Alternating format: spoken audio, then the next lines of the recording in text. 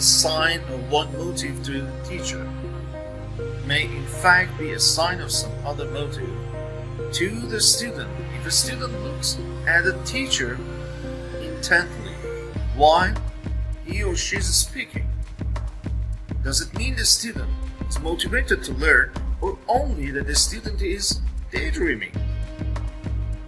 You know, daydreaming is one of the most important problems that happen for almost all students during the classes. Motives as goals.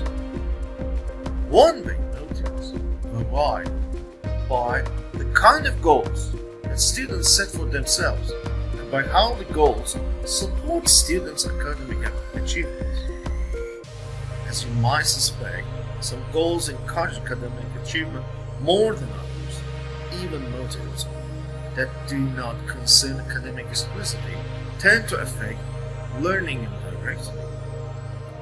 Yes, all of the parts are not directly related to the learning. Some affect learning indirectly, and we will talk about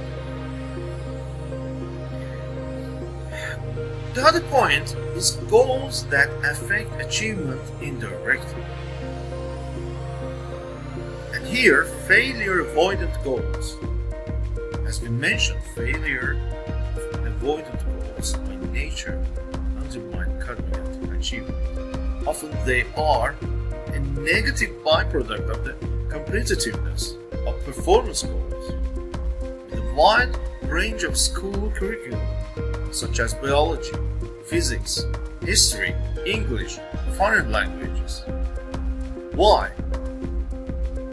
For biology, because of the physiology of the ear and of hearing. For physics or general science, because of the nature of musical acoustics. History, because of the changes in musical styles over time. English, because of relationships of musical lyrics and themes with literary themes. And for foreign languages, because of comparisons of music and songs among cultures. Still another way to encourage mystery orientation is to focus the students and focus on their individual efforts and improve as much as possible, rather than comparing the students' successes to each other. Comparison is very wrong, and it's not true. We will talk about it later in all the points. You can encourage this orientation by giving the students detailed feedback about how they can improve performance, or by arranging for students to collaborate on specific tasks and projects rather than to compete about them. And in general, by showing your own enthusiasm for the subject at hand. To holding different kinds of goals with consequent differences in academic motivation, students show obvious differences in levels of interest in the topic and tasks of the classroom.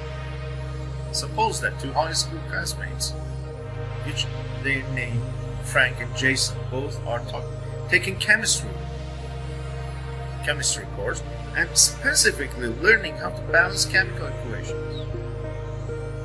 Frank, the first one, finds the material boring and has to force himself to study it. As a result, he spends only the time needed to learn the basic material and to complete the assignments at the basic level.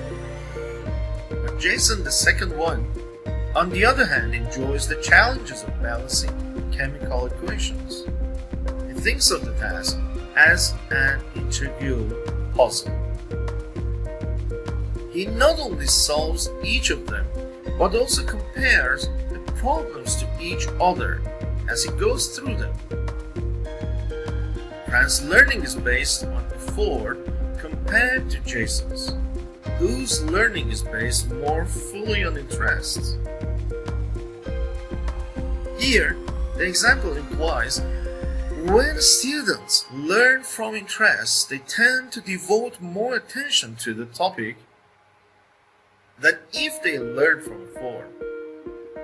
A finding is not surprising since interest is another aspect of intrinsic motivation, or energy, or drive that comes from within. The distinction between effort and interest is often artificial. However, because the two motives often get blended or combined, students and the other's personal experiences, it's not devoted for students. It's not only for the students. It's for the other's personal experiences. Most of us can remember times when we worked at a skill that we enjoyed, found interesting, that also required effort to learn. And it has happened almost to all of us. Benefits of personal interest. There are a lot of benefits for personal interests, such as, in general, personal interest in an academic topic or activity tends to correlate with achievement related to the topic or activity. As you may suppose, a student who is truly interested is more likely to focus on topic or activity more fully, to work at it for a longer period, to use more thoughtful strategies in learning, and to enjoy doing however he or she suggested that at least some of the influences goes in the direction of interest to achieve.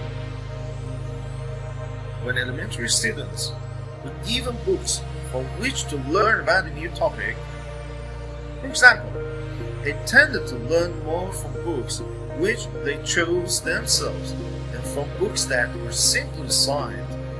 So interest seemed to lead to learning. But this conclusion doesn't rule out its converse. An achievement may stimulate interest as well. As Joe, one of the students, learns more about history, he steadily finds history more interesting. As the other one learns more about biology, he or she gradually wants to learn more of it. Distractions happen a number of ways, such as any of these, among others. For example, deliberately telling jokes in class, and it may change the atmosphere of the class and may help the students understand better. Using colorful illustrations of pictures